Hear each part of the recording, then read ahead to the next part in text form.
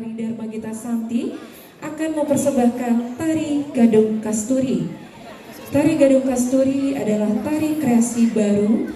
Ini ditarikan oleh sekelompok penari wanita yang mengekspresikan keindahan perasaannya lewat taburan gerak-gerik tari yang gemulai dan ekspresif, bagaikan bunga gadung yang menebarkan wanginya kepada setiap orang yang menyaksikannya.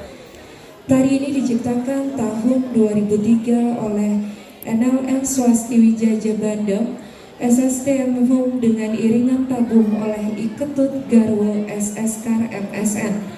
Penanggung jawab Ikede Sudiarto, Koordinator Imade Satya Dwipayana, Pembina Tari Ninyoman Putri Widyasari, Pembina Tabung Ikade Suryantara Asmara Putra SSN MSN.